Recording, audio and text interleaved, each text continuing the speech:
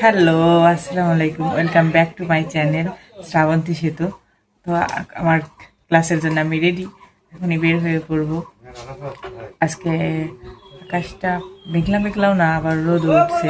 বাংলাদেশের রোদ বোঝা যাইতেছে না আজকে বৃষ্টি নামবে কিনা। তো আমি ঝটপট বের হয়ে পড়ি। তো আমি ক্লাস শেষ করে চলে আসছি। আজকে 12:30টার আগেই আমার ক্লাস শেষ হয়ে গেছে। তো তাড়াতাড়ি বাসায় চলে আসছি।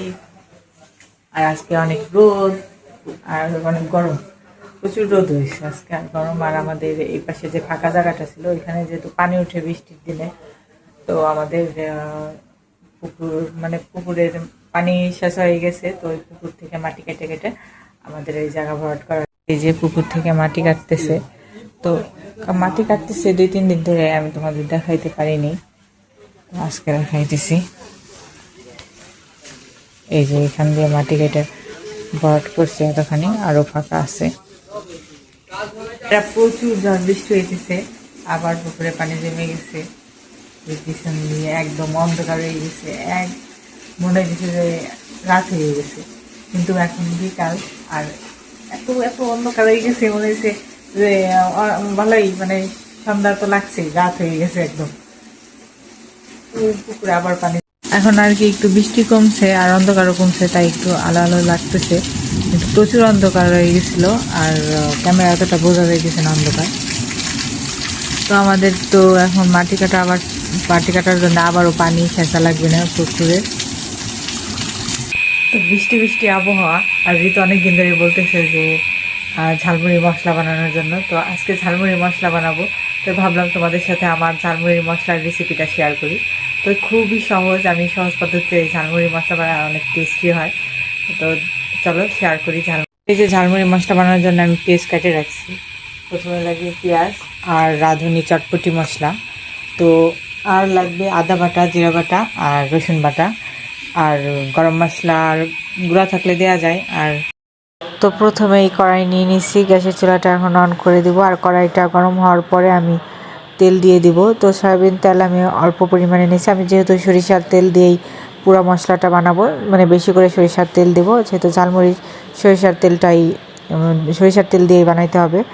তো এই যে আমি সয়াবিন তেলের দেওয়ার পরে একটু মানে আমার পরিমাণ মতো পেঁয়াজ দিয়ে দিয়েছি, তার মধ্যে আমি সরিষার তেলটা দিয়ে দিছি। সরিষার তেলটা অনেক বেশি দেওয়া লাগবে, মানে পরিমাণ মতো। আর দেখতে পারতেছি আমি কতটুকু দিছি। এরপর আমি লবণ দিয়ে দিছি। তো মশলাটা মানে পেঁয়াজটা একটু লাল লাল করে ভাজা হয়ে গেলে এই যে এই পর্যায়ে আমি রসুন আর আদাটা দিয়ে দিব। তো রসুন আদা ভালো করে মিক্সড করে একটু ভাজা ভাজা হলে একটু ঘ্রাণ ছাড়ার পরে আমি অল্প পরিমাণে পানি দেওয়ার পরে হলুদের গুঁড়া, মরিচের গুঁড়া আর চটপটি মশলা, আমি এখানে রাঁধুনি চটপটি মশলাটা ব্যবহার করছি। আর মরিচের গুঁড়াটা সামান্য দেওয়ার চেষ্টা করবো, যেহেতু ঝালমুড়ি, তো ঝালমুড়িতে সবাই একজন কম ঝাল খায়, একজন বেশি ঝাল খায়। কাঁচামরিচ আর কি দিয়ে সেটা ঝাল কম বেশি করে খাবে। তো এরপর মশলাটা ভালো করে একটু ভুনা ভুনা হলে পরে পানি দিয়ে দিব পরিমাণ মতো। এর মধ্যে দারচিনি আর এলাচ দিয়ে একবারে পানি যখন শুকায় যাবে, শুধু তেলটা ভাসে উঠবে, তখন আমরা নামাই ফেলব। মশলা কিন্তু রেডি হয়ে গেছে।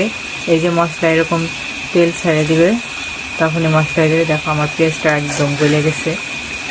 তো এরকম মশলায় যখন তেল ছেড়ে দেবে, পানি শুকিয়ে যাবে, আর একদম সুন্দর মশলা হয়ে গেছে। এই মশলাটা কিন্তু 2 সপ্তাহ রাখেও ফ্রিজে মুড়ি মাখায় খাওয়া যাবে। তো আমাদের এতদিন থাকবে না, 1 সপ্তাহ থাকে না, তার আগেই শেষ হয়ে যায়। কি সুন্দর হয়েছে মশলাটা, একদম যখন তেল ছেড়ে দিবে মশলা, তখনই মশলাটা হয়ে যাবে। তো এই যে আমার ঝালমুড়ি মশলা একদম রেডি হয়ে গেছে। তো কেমন হয়েছে তোমরা অবশ্যই কমেন্টে জানাও। আর তোমাদের যদি এই রেসিপিটা ভালো লাগে, অবশ্যই বাসায় বানাই ট্রাই করতে পারো, আশা করি ভালো লাগবে। আজকের ব্লগটা এই পর্যন্তই। তো কেমন লাগলো তোমাদের আমার ব্লগ অবশ্যই কমেন্টে জানাও। আর আমার ব্লগ যদি তোমাদের ভালো লাগে থাকে, অবশ্যই চ্যানেলটি সাবস্ক্রাইব করে রাখো, আর একটা লাইক কমেন্ট শেয়ার করে দিও। তোমরা অনেক অনেক বেশি ভালো থাকো। বাই, দেখা হবে কালকে নতুন ব্লগ।